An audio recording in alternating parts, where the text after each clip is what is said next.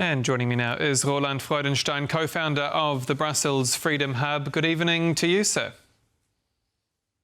Good evening. Great to be with you.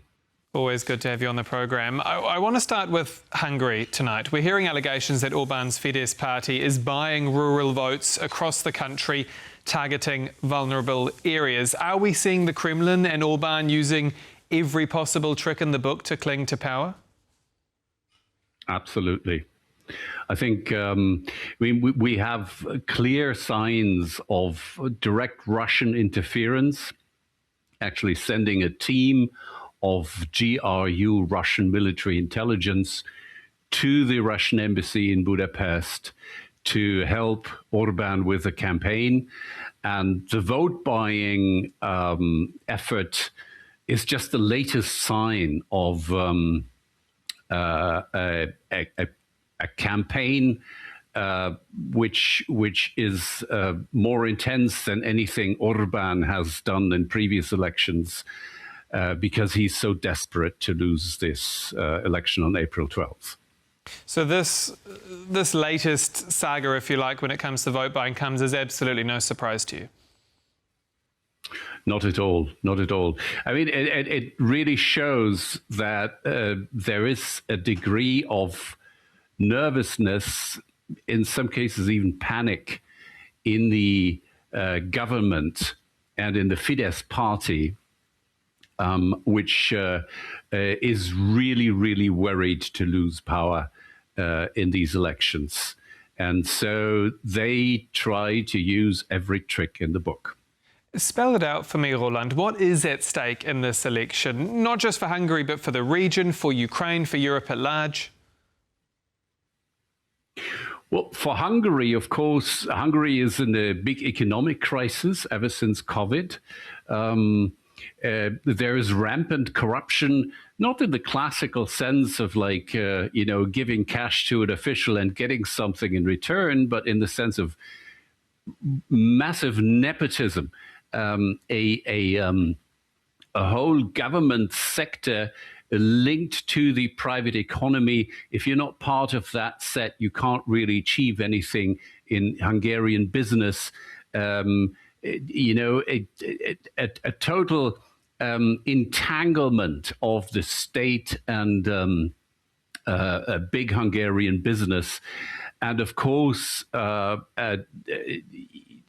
very, very strong links, energy links to Russia, which the government doesn't want to let go of, and therefore Russian influence. Okay, so that's the and then you've over the last couple of years you've had the dismantling of the rule of law, of checks and balances in Hungary. Now that is all part of the domestic picture.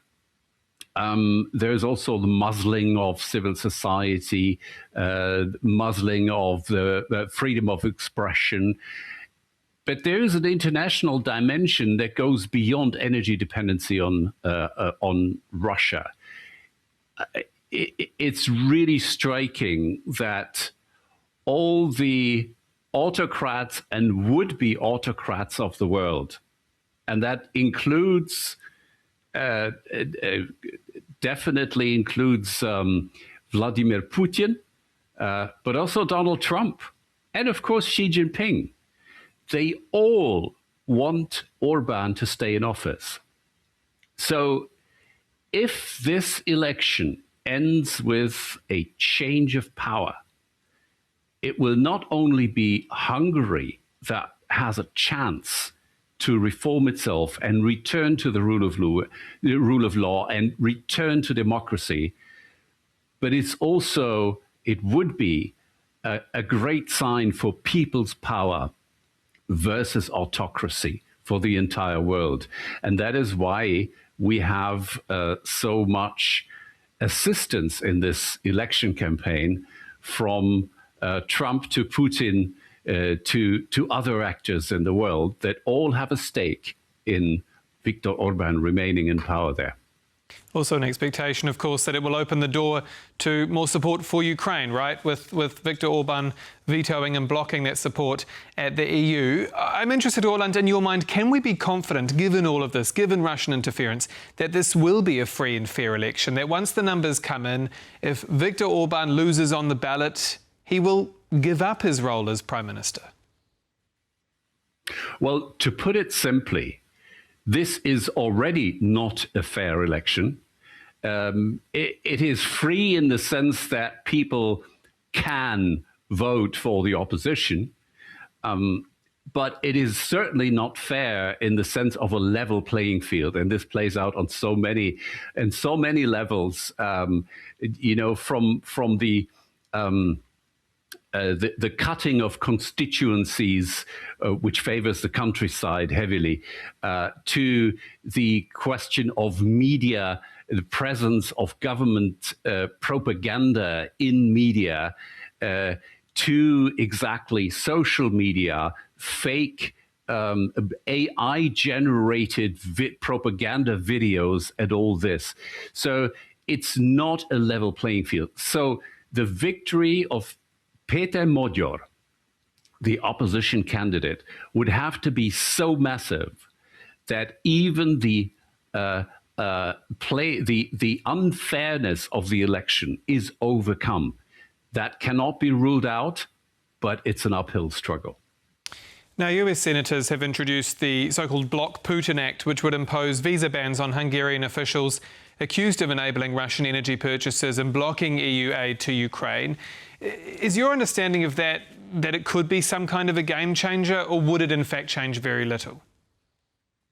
No, I think it wouldn't change much, honestly. I mean, first of all, it's not been adopted by US Congress, and I'm not sure it would actually.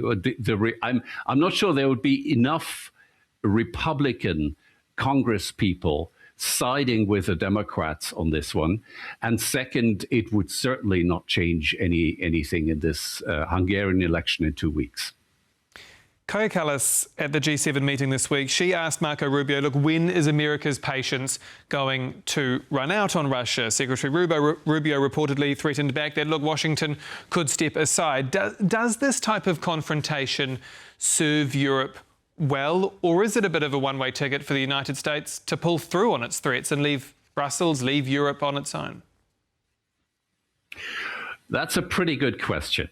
Kaja Kallas was absolutely right in not just bringing up the question of US patience, but referring to Rubio exactly a year ago, actually holding out the promise to the Europeans that if US patience runs out with Russia, we're going to increase pressure on the Russians. He said that.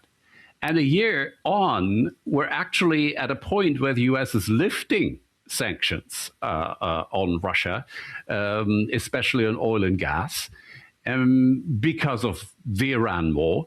And Kallas was absolutely right in reminding Rubio that, look, where is the logic here? Where is your commitment to what you promised a year ago?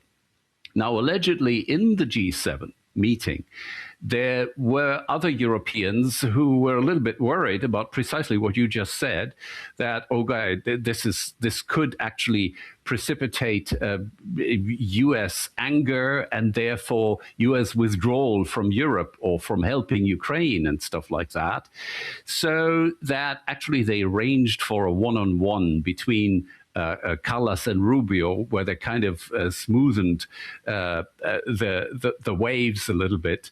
But I would come down in the end by saying that it was right that she brought this up, because we cannot always pretend that everything is fine and US policy towards Russia is okay when it's not.